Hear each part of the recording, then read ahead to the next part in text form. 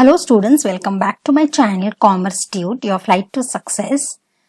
Yes, आज हम जो है कोई सब्जेक्ट टॉपिक के बारे में बात ऑब्वियसली नहीं कर रहे क्योंकि आप देख ही सकते हो थंबनेल और जो भी स्क्रीन पर आप देख रहे हो। आज हम बात करेंगे ये क्वेश्चन मुझे एक सब्सक्राइबर ने पूछा है कि मैम क्या हम 11th में ट्यूशंस ले क्या, या हम बहुत डिफिकल्ट होता है सब्जेक्ट तो क्या हम ट्यूशन ले या ना ले व्हाटसोएवर। तो मुझे लगा कि ये इंफॉर्मेशन मुझे आपके साथ शेयर करनी चाहिए because there are some myths which some students are following.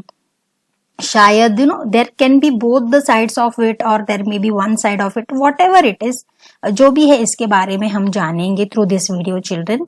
तो आज का हमारा टॉपिक जो हम डिस्कस करेंगे, ऑब्वियसली हमारे 11th कॉमर्स के जो बच्चे इस साल जो आई जस्ट वेलकम देम, इस साल जो कॉमर्स में जिन्होंने एडमिशन लिया है, बहुत सारे सब्जेक्ट्स न्यू है।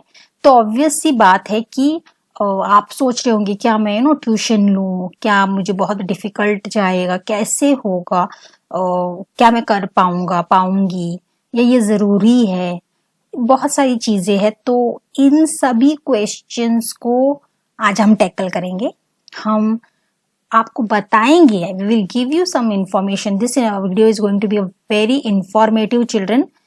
So without delaying much, let's begin.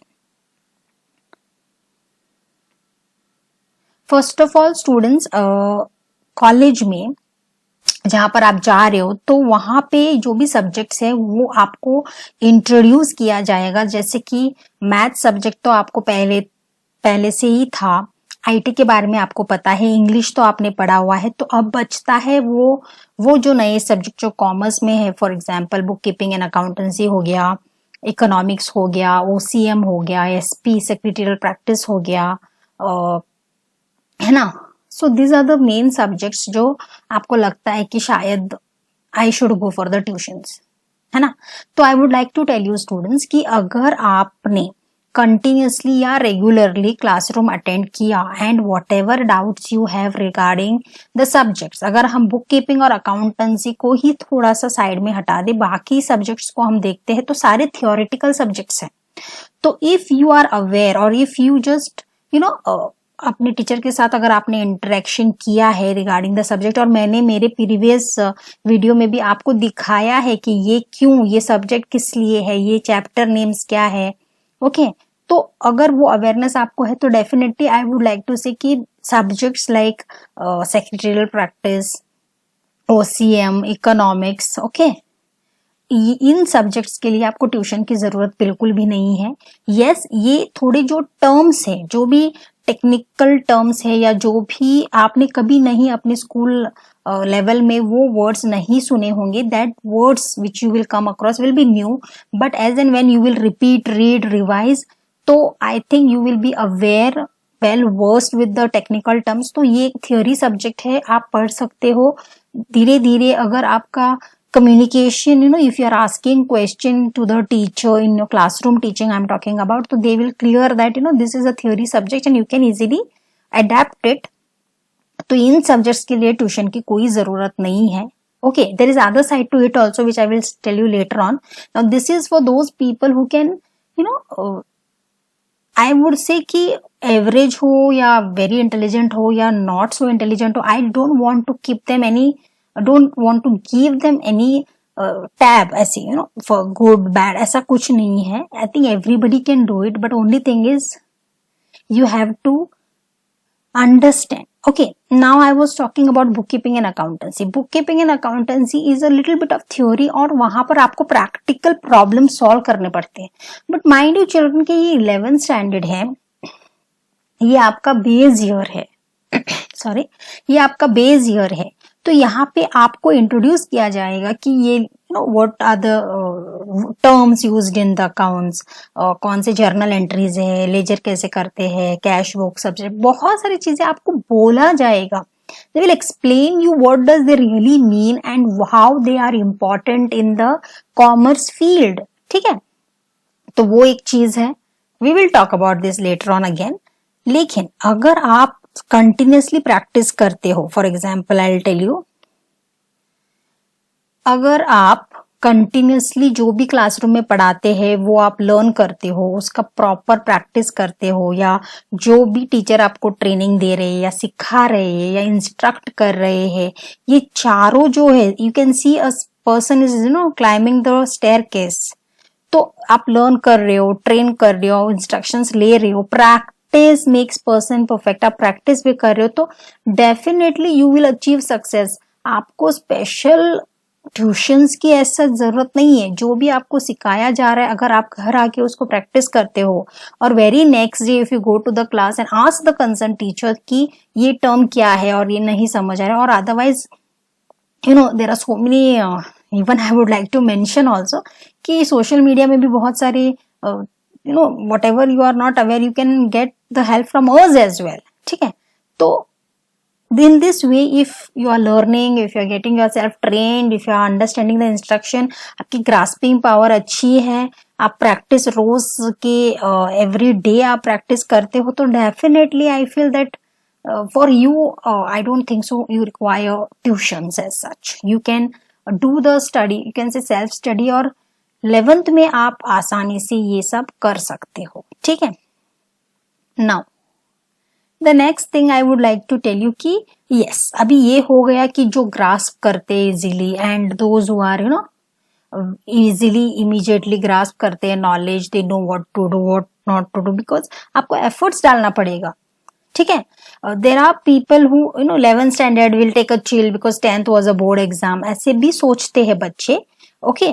तो अभी तो न्यू एजुकेशन पॉलिसी ने पूरा सिस्टम ही चेंज कर दिया है, that is at to come, लेकिन there are few students who just take the things very lightly, we will take a chill pill, ठीक है, it they go along to their absorbing power, वो भी अपने part में सही है।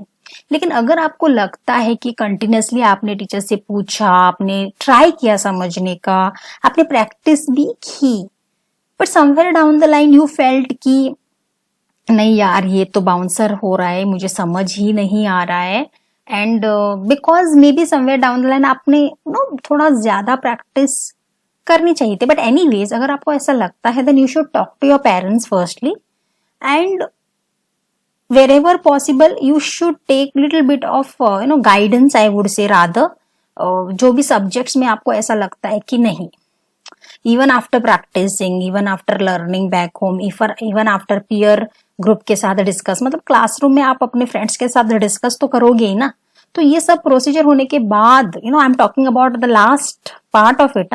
Initial में आप क्या करते हो, टीचर आपको पढ़ाती है, आप सीखते हो, डाउट्स क्लियर होते हैं सब्जेक्ट्स के बारे में, that is the year when you are learning about the subject also।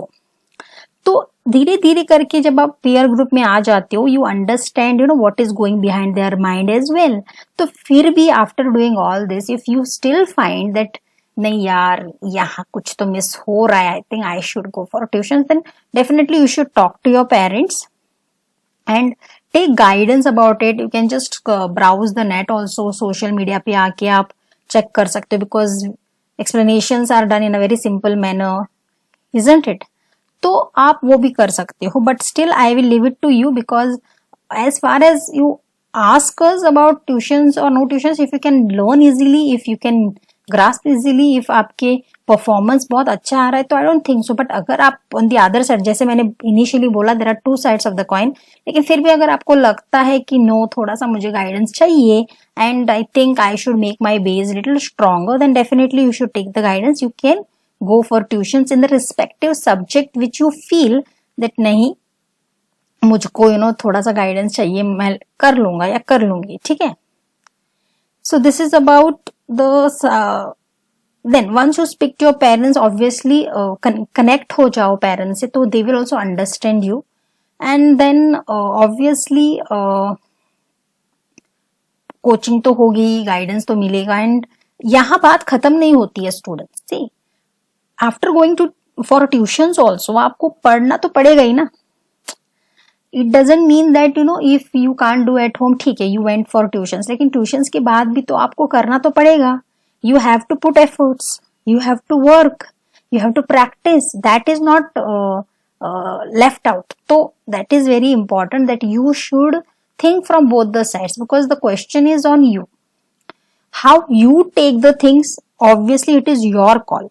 But yes, as I already told you and I'm telling you now also कि अगर आपको ऐसा लगता है कि थोड़ा ग्रास्पिंग पावर हमको और होना चाहिए तो definitely you should go, and after going in the coaching also you should come back and study, practice, okay और अपने सब्जेक्ट्स को समझो, बिकॉज आप 11th में जितना हार्डवर्क करके समझोगे उतना आप अपने करियर के बारे में सोच पाओगे.